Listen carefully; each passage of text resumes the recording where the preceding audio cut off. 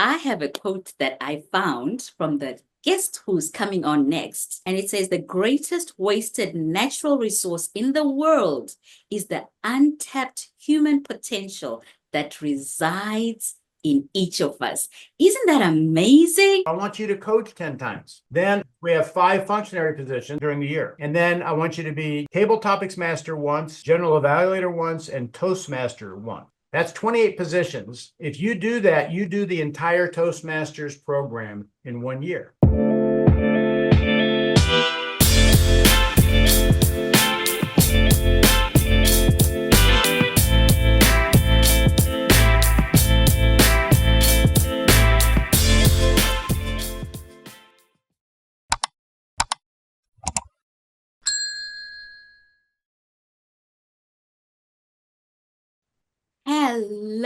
Hello, dear listeners. My excitement is just going over the top these days. I have a quote that I found from the guest who's coming on next. And it says, the greatest wasted natural resource in the world is the untapped human potential that resides in each of us. Isn't that amazing? Well, I thought I would share that to get your excitement and interest and curiosity over the top. Help me welcome to Toast Talks with CoachBusi, our guest today, Lance Miller, World Champion of International Speaking 2005. And he never gave up that title. Lance, welcome to Toast Talks. Thank you, Busi. Great to have me on today. I've had such good things about you. I would like to know your story to becoming a Toastmaster. How did the bug bite you, as we say here? Well, it's like a lot of people, you don't know about Toastmasters. And a lot of the seminars I give and keynotes I give, I'll ask the question. I said, who would have joined Toastmasters sooner if you'd known about it? And almost all the hands go up. And that was my case. But I had a friend of mine, I was in my early 30s. I had a friend of mine that had joined the Toastmasters Club, and I saw him every week. And he would tell me about Toastmasters, and I didn't know what it was. And he kept inviting me to the club. And my story is he invited me 8 times. And I went to the club for 2 reasons. One, I wanted him to stop inviting me. And it was very apparent that he was not going to stop asking me until I came to the club. And I was sort of curious what he was so excited about, so enthusiastic about, but I did not want to join an organization that was going to tell me how I had to talk. I grew up, you're in Indiana, we were talking before we started here, I grew up in a small town in Indiana, and as I like to say, there were 6 kids in my family, and they were all boys, except 5 of them. So you can do the math on that, okay?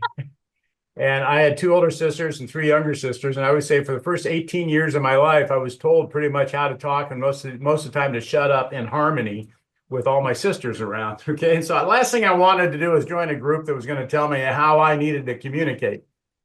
And I went to the Toastmasters Club so that Glenn would quit asking me to come to the club. I also just want to say he wasn't telling me that I really needed Toastmasters. I needed to come to this club because I was doing a lot of speaking. I was a good communicator. He was saying, we have so much fun. Lance, you should have been there. Every week he was so enthused about how much fun they have in this club. And so I went to the club and I had a great time and I joined. And one of the things I say, Busi, is I go, look, I'm a world champion speaker. I've been all over the world for Toastmasters. I was part of a team that built one of the most successful clubs in Toastmasters. We're number 4 in the world back when we used to get ranked. We had 95 members in the club. I had to be asked to join the club 8 times, join the organization 8 times, right? So what if Glenn had only asked me 7? Okay, and he goes, and I know, and we're going to talk about clubs today. Here's my club building tip. Right. How many times we ask somebody once and they go, oh, they didn't come, we back off and go, oh, I don't want to upset them. I don't want to bother them. And, I don't think they're interested.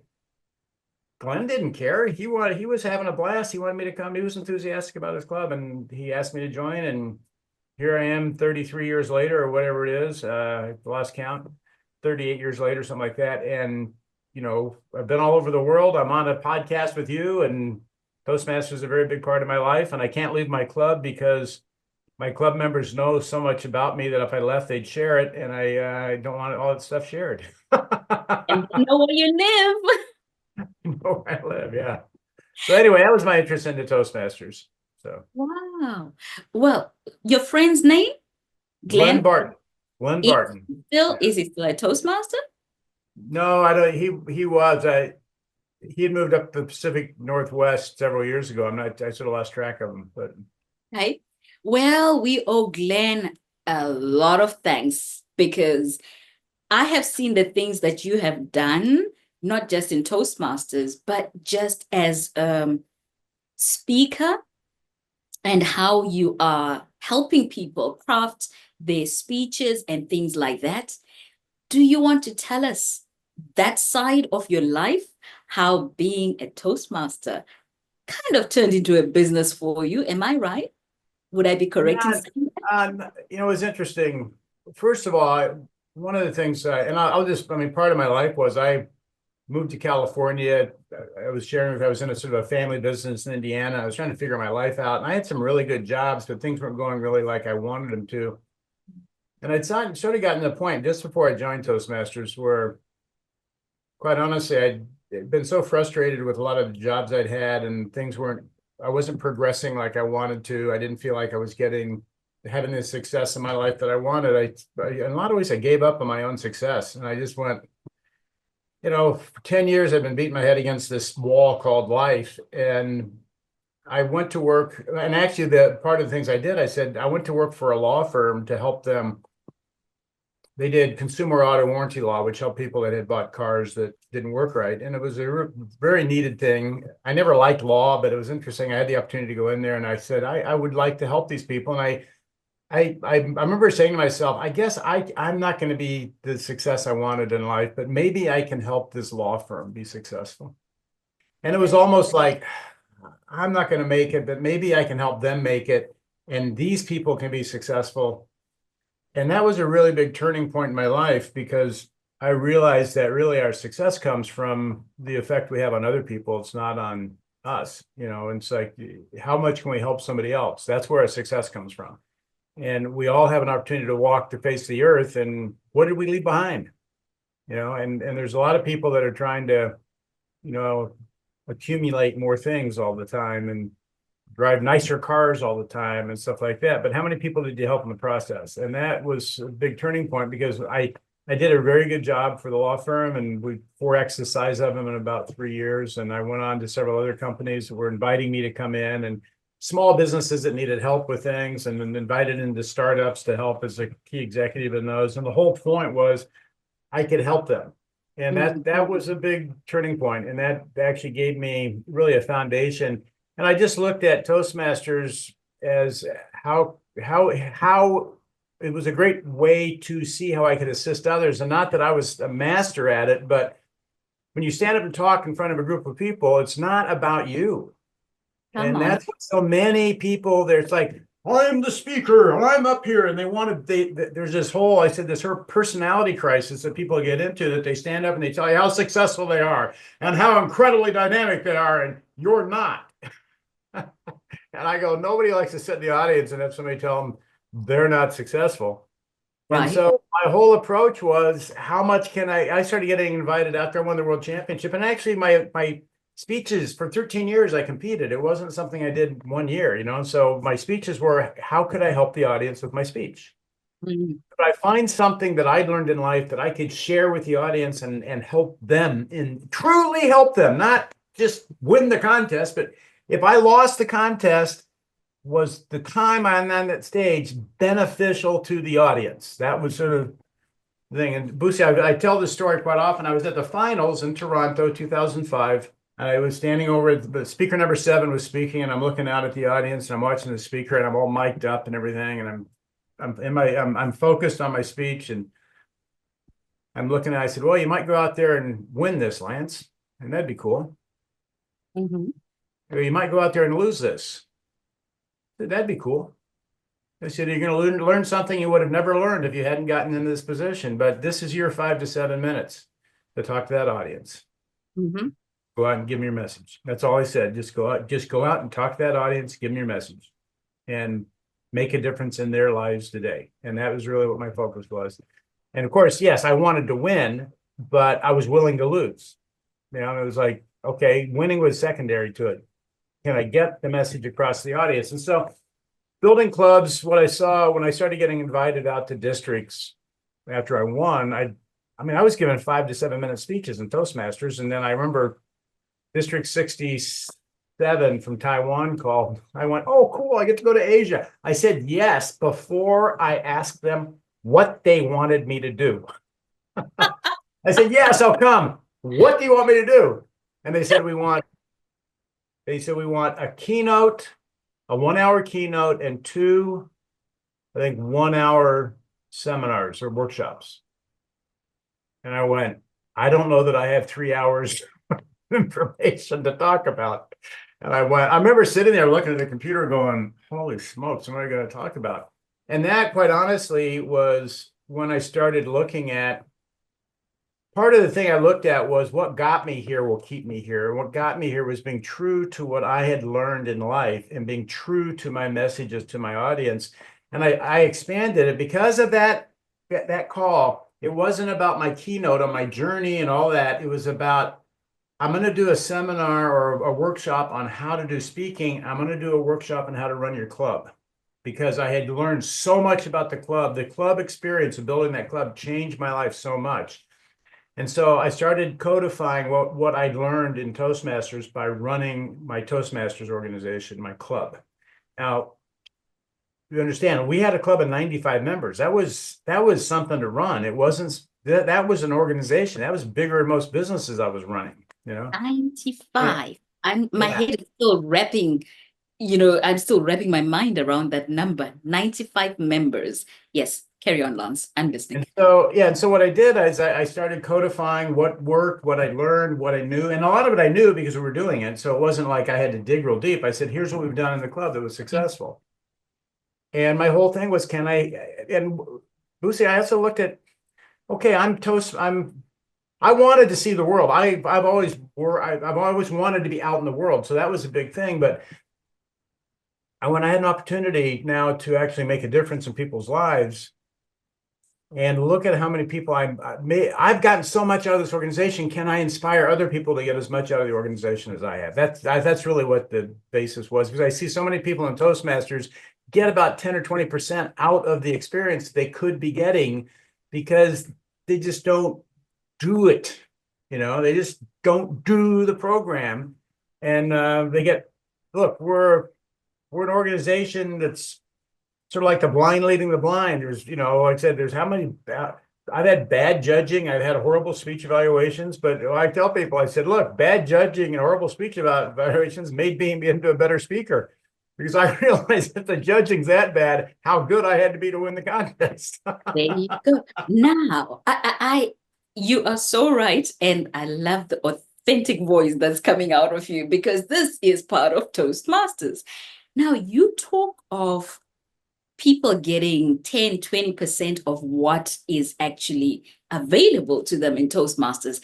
Do you want to give me 2, 3 things that a lot of people overlook as to what they can get and gain from this? Every meeting, there's a meeting role that's got to be filled. Yep.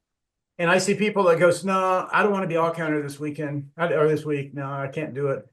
Every meeting, there needs to be a speaker. There needs to be a speech evaluator. There needs to be a Toastmaster. There needs to be a table topics master. Are you going, yes, sign me up. I'll do it. I'll do it. Oh, our table topics master isn't here today. Who can do it? I'll do it. I'll jump in and do it.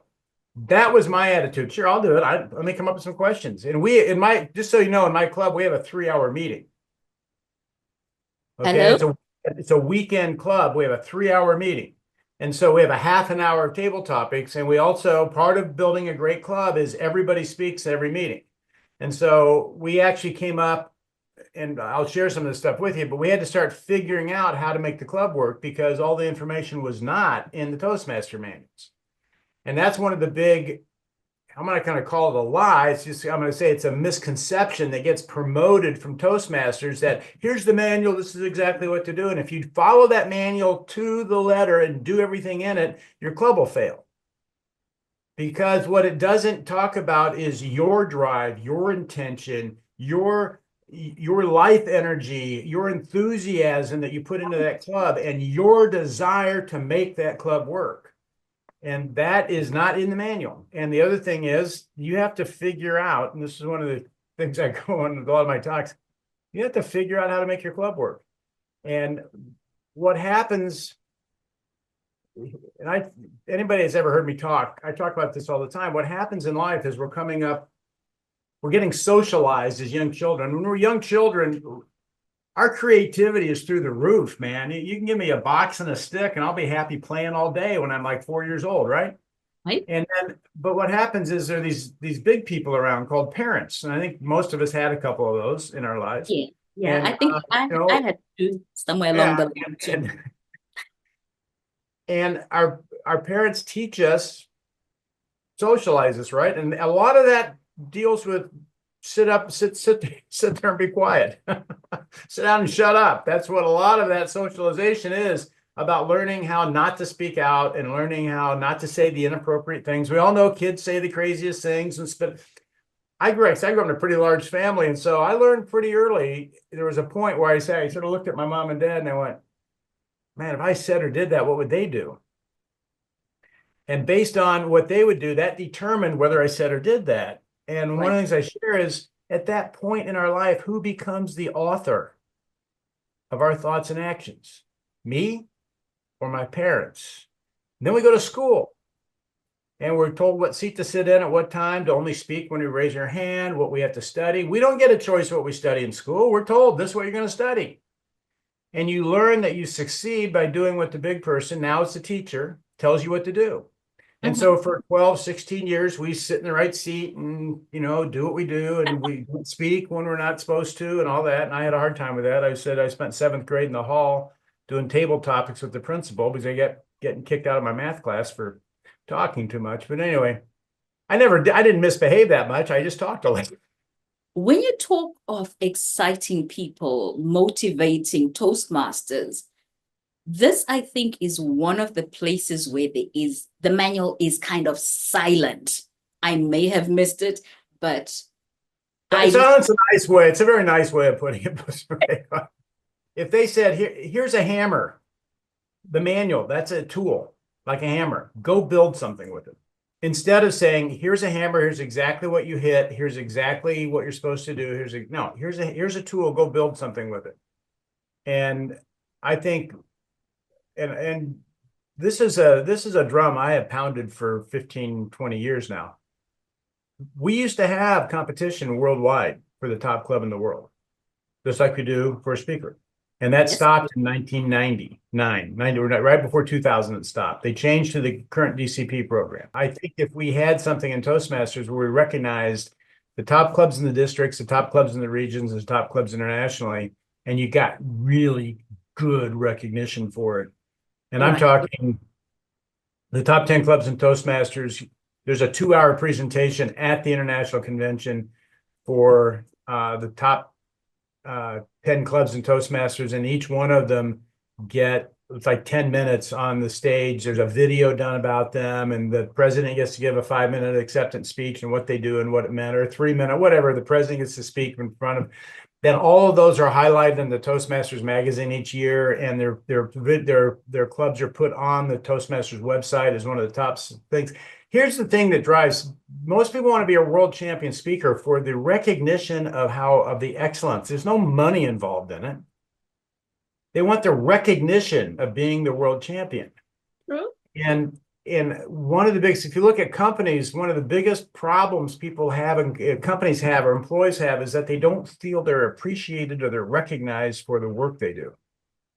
It's not the money, it's really the recognition. And you can hold a great company together by really recognizing people and having a great work environment where people feel valued.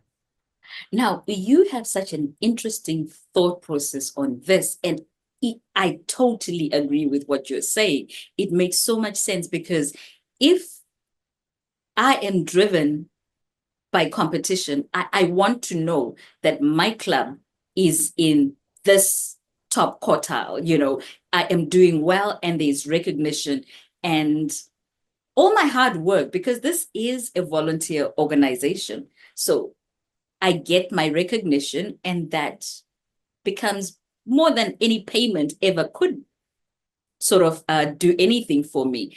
In your club, I'm really fascinated by this club that is talking We're of. not 95 members now. We were back 1999.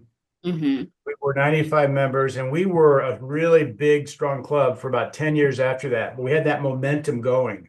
Right. What And happened, we the didn't have competitions. a game that recognized our success. So what happened was I win the world championship. I'm one of the key players in the club. Another member of our club was an international director. She's off being an international director. So some of those of us that were the driving personalities, we went on to bigger things. And then the people that came in, they were used to writing. This is one of the things that you see happen in any organization. They were used to writing this certain success and did not realize the amount of work and intention and drive it took to keep it up there.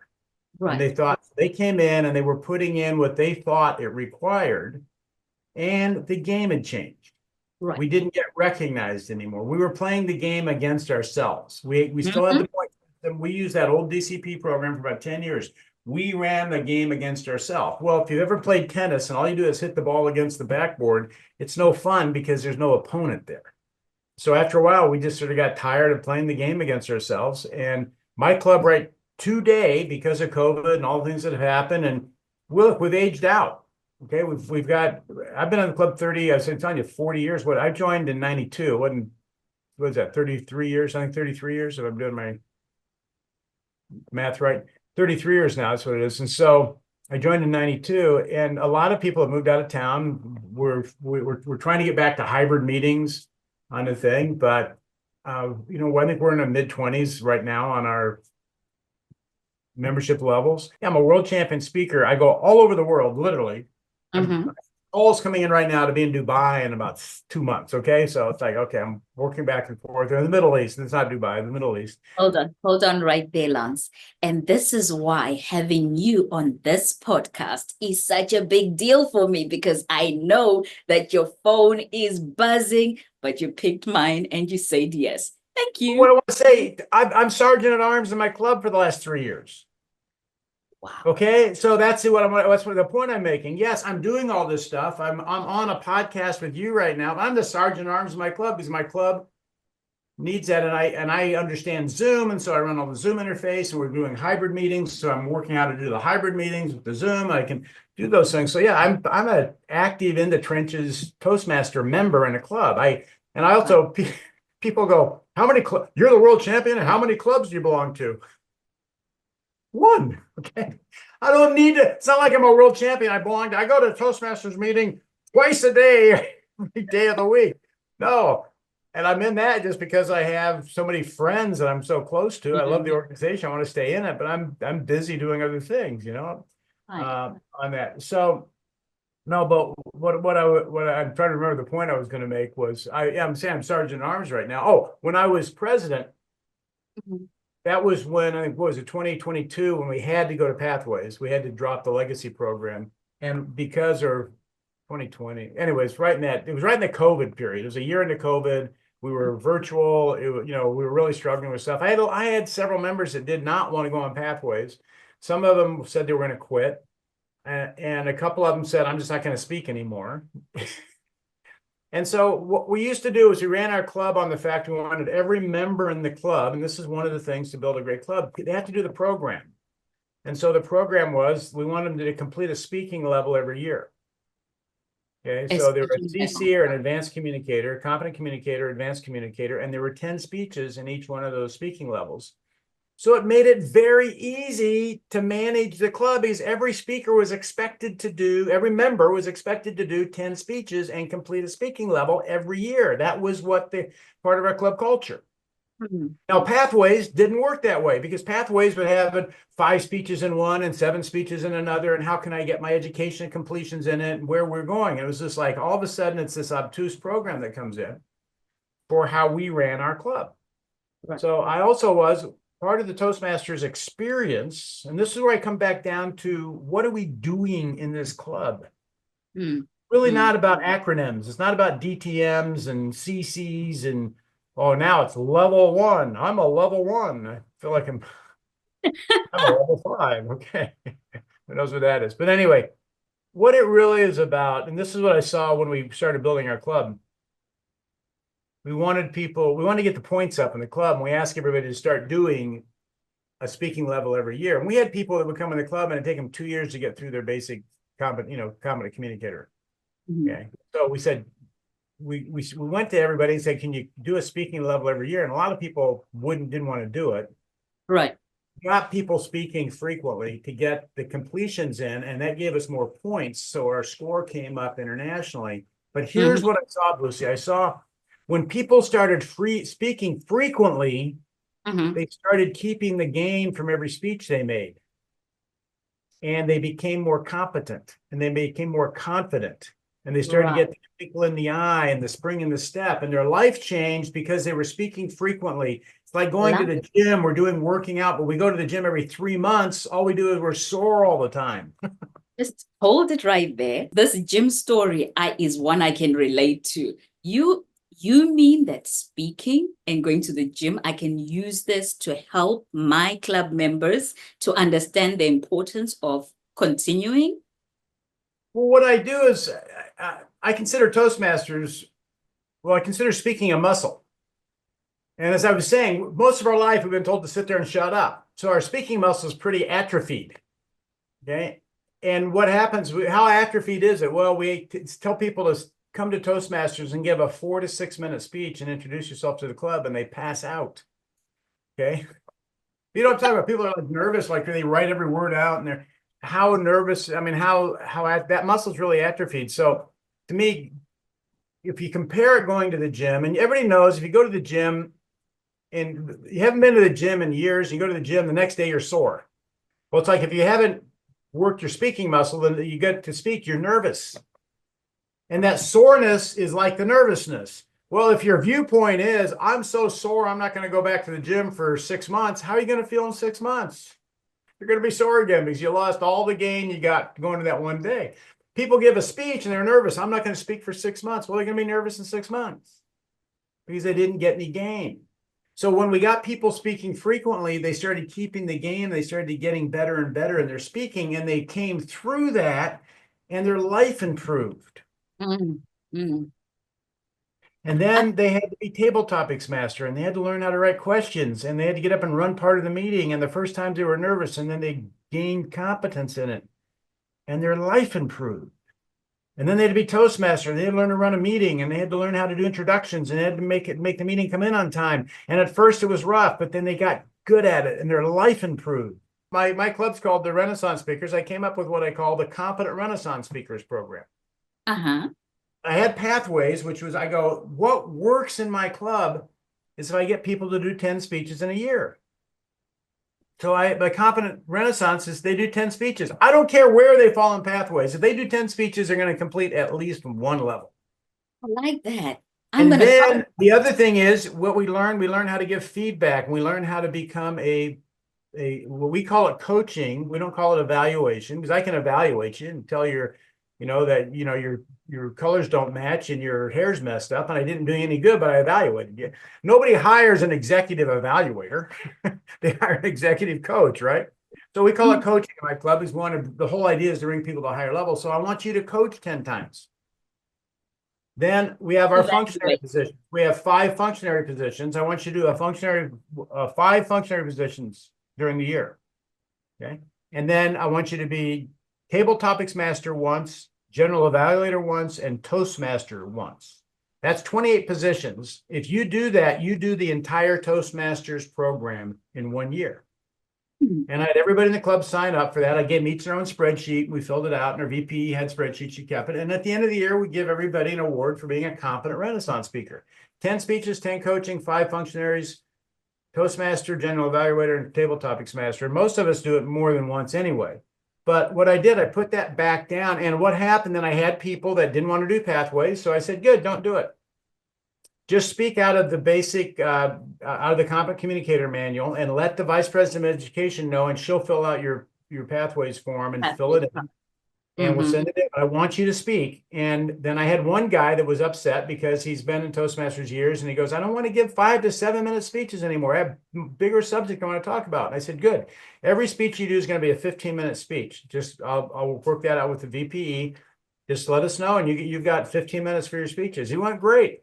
Here's what happened, Busi. Those 5 or 6 people that refused to join Toastmasters with Pathways, within 6 months were on Pathways. Well, here's what happened. It was their choice. And when this thing came down from Toastmasters, we didn't have a choice. And they felt it was getting crammed down their throat. And that was what they were objecting to. And once I got them over that, they joined Pathways and they worked the Pathways program. And that's one of the key things you learn as a leader. You don't order people around unless if you're in the Army or something, you can do that. But most places, you have to work with their interests, their willingness to do something. That's what you have to talk to the person about. Are they interested? Are they willing to do it? Do they feel it's beneficial for them, or it's beneficial for the club? What's their emotional connection to what they're doing? It's not something you just order somebody to do. So that's how we've run the club for the last several years, is with our Competent Renaissance Speakers program. But that's what I said. I took Pathways and I said, and here's the beauty of this. How many times in the workplace or the government or something like that, you have some higher authority bring a program in that's sort of obtuse to what you're trying to do, but you have to work with it and make it happen. So what you do, you take it and say, well, let's see how we can make this work for us. That's the beauty, and that's the silver lining to the Pathways program, is it makes us better leaders because we have to figure out how to work with it. I have found so much value in what you have been sharing about what motivates people, because that was the heart of what I was told you are an absolute star at. And I'm listening to you with people who were not pro Pathways, and how you still managed to retain them. That for me is a leadership flex. That's a leadership superpower, that if every president can listen to what you've just said, we are going to have Toastmasters who are empowered, who are energized and motivated, because what they want to do is being addressed. So what happens, so yeah, you're exactly right, but what happens so much is we go to this district training and stuff, and here's what we're supposed to do, and then we meet resistance from our members or something, and they either resistance that they don't want to do it, or they're not doing it. I'm not saying they don't want it, they're just not doing it. And that, where the rubber meets the road in Toastmasters is at the club level. More importantly, it's at the individual member level, improving their life. I come back, does this experience improve the individual? If this experience improves the individual, we continue to keep that individual engaged in Toastmasters because their life's improving. Yes. If their life stops to improve, they're going to exit Toastmasters. And that's what I looked at with my club. How can I see that the members of this club improve their life by doing the Toastmasters program? Let me take that program and let me put it in a format that everybody can think with. It's simple for them to do. It's not complicated. Absolutely. I have one key question. Sure. I am a new member at your club. I have not heard about Toastmasters. I am coming in now, knocking on your door. How do you get me grounded? How do you get me to be as passionate about Toastmasters as I should be to be able to keep running this race? Well, the first thing is on the scheduling. One of the things is we schedule, you start scheduling you out on what your different roles are. Get you to do your icebreaker as fast as you can. If you come in, you join Toastmasters, within a couple of weeks, you should be up to doing your icebreaker, because it's not like, oh, you're going to wait 8 weeks and speak or something. Okay. The other thing, it's important to get a person through the functionary roles. So they need to be an all counter. And this starts developing our listening skills. And it's fine. It's fine that we count fillers, but the benefit to the improvement in the life of the Toastmaster in counting Oz is you have to hear them. And the only way you can hear them is to listen to what the person says very closely. Mm-hmm. And it's almost like a Karate Kid, wax on, wax off type thing, where I'm going to get you to count Oz. And what happens? You become a better listener. Okay. Mm-hmm. And then we're going to have you be the grammarian, and you have to listen for improper uses of the English language and clever phrases the person says. You got to note them down. Right. You got to listen to that speech. We're going to have you be the timer, and you're going to watch how the person comes in and how their timings. It's not like you just sit there. I'd be timer, and I'm going, oh my God, they're going to go over, and I'd watch how they would bring it in and where they were in their timing. And I became a better speaker because I understood timing, right? And so we Mm-hmm. go through these functionary positions that we have. We have what we call a chuckle master. Some people call him a joke master. And you have to tell a joke at the beginning of the meeting. Well, it teaches you how to tell a joke. I know I people like struggle with that. You got to go say something funny, and it's like, trust me, it's a painful experience for a lot of the members in our club when people are doing this. it Okay. would be for me. Yeah, and so anyway, what you want to do is you want to get a person speaking, get them through their functionary roles, get them through a couple speeches, and then get them starting to evaluate people's feedback, give them feedback on their speeches, get them up. The first role I have them do is in the meeting is the table topics master, because that's the first where you sort of run a little portion of the meeting. You have to ask questions. It's pretty soft. Then it's either general evaluator or Toastmaster. And if for a brand new Toastmaster that comes in, we have somebody that'll help put the meeting together and walk through it with them, what they need to do. I still remember the first time I was Toastmaster. I felt like I was, they have that Wells Fargo or the stagecoach with like 8 horses out in front of it. I felt like I was holding on, trying to run this meeting, and and it's just like, oh, and I had no idea. And now I can run a Toastmasters meeting in my sleep, and if it's coming in late, I can make it come in on time, and it's not a problem. And if I don't get an introduction, I can handle that. And if somebody doesn't show up or needs to speak out of order, it's not a problem. If we're missing a coach, we'll handle that. Yeah, because I've done it so much. But the first time, man, I was like holding on for dear life up there running the meeting, but my life improved. Right. But my life improved. Lance, I have picked so many nuggets from this conversation. My head is reeling. I'm going to go back and listen out for the order that you gave. And I'm going to look for the spreadsheet unless you want to be kind enough to share yours with me. It's not a hard thing. 10 speeches, 10 coaches, 5 functionaries, Toastmaster, general evaluator, table topics master. It's not a hard thing to put together. You can do that. I don't have to send a spreadsheet on it. The other thing I'll just tell you was what I've tried to do, again, just an attempt to help clubs. I've put programs together on how to build a championship club. I've got audio lessons on how to do every officer position in Toastmasters and how it develops your skills for succeeding outside of Toastmasters, not just how do you run a club with it, but what skills you're developing. There's a lot of information I haven't gotten into because we don't have time to do it. But this has been, I also appreciate you let me talk most of the time, so I appreciate it. And you know what? It's very rare for me to be as silent as I was, because I was just like a sponge. I was just drawing in, and everything you were moving from one topic to the next with such ease and eloquence. And I'm thinking, yes, he is still the world champion. That title has not gone. Thank you. Yeah, no, I have a lot of fun. I've got a lot of other stuff I'm doing in my life right now, but I try to keep a good finger in my Toastmasters activity. And it's made such a difference for me. I want to make sure there were so many people that were there for me when I was coming up the line and supporting me and giving me feedback. And it's just a pay it forward type viewpoint. Like I said, you're as valuable to the world as you help others. And there were people there that helped me. I did not get here by myself. And so there were people that helped me, and I want to make sure I'm there for the next people coming up behind me, that I'm helping them. Thank you. Thank you. Thank you. You're welcome. You're welcome. This was fun. And I am coming on your website. I'm going to grab everything that I can get. And just so you know, just so people know, it's lancemillerspeaks.com if you want to go there. Okay. It's very easy. lancemillerspeaks.com. Just go there and you can pick up a ton of stuff on the website. There's a lot of this stuff on YouTube. You can just watch. and pick up stuff. From that standpoint. So that's why I say it wasn't really a business. It was like I was trying to figure out how to pay for all the things I was putting together and not wind up charging Toastmasters $1 million in the process.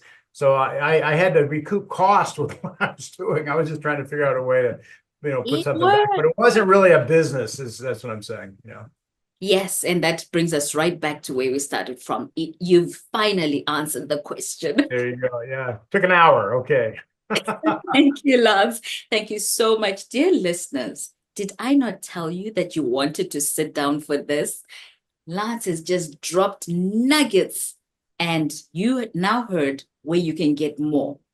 For the next episode of Toast Talks with CoachBusi, join me. You never know who's going to be here. Lance, until we meet again in the Toastmasters field. Bye, and thank you so much.